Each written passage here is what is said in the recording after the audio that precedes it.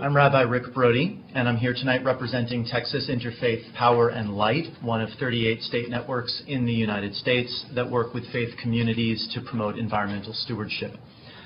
Over 2 millennia of Jewish legal and ethical writings have addressed issues of environmental health and its impact on human well-being. Among these concerns are industrial projects that, because of the pollution that results from them, pose a significant threat to those living nearby.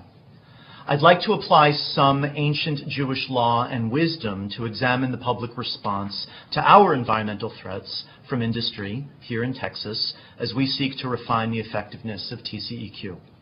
I want to focus on a couple of the key issues currently under consideration in this sunset process, namely permitting and enforcement.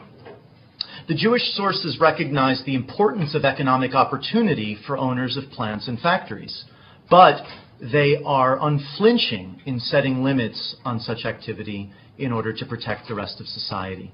Such limits include zoning laws, regulating the proximity to the city of certain processes such as threshing floors, work with carcasses, tanneries, and furnaces.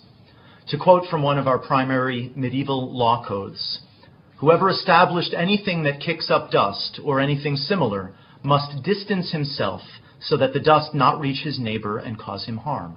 End quote. Even if consent had initially been given, the offended neighbor can retract it.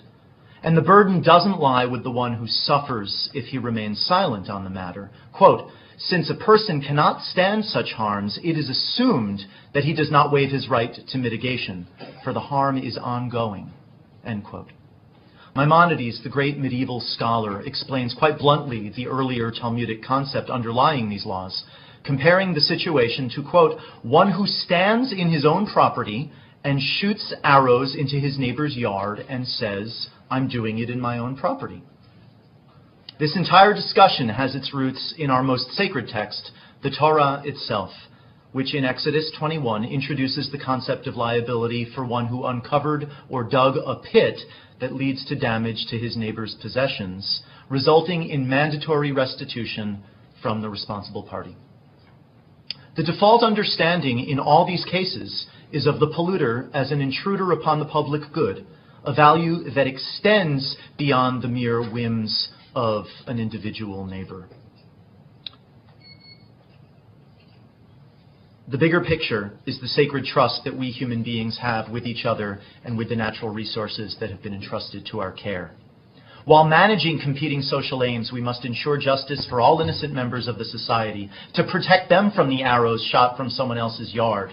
This responsibility requires a firm system for issuing permits judiciously to potential polluters and guiding them towards proper and safe methods for carrying out their permitted projects. We also need a uniform enforcement procedure that holds all permit recipients accountable and that imposes penalties as a deterrent and as fair punishment for those who fail to uphold public trust. Thank you. Representative.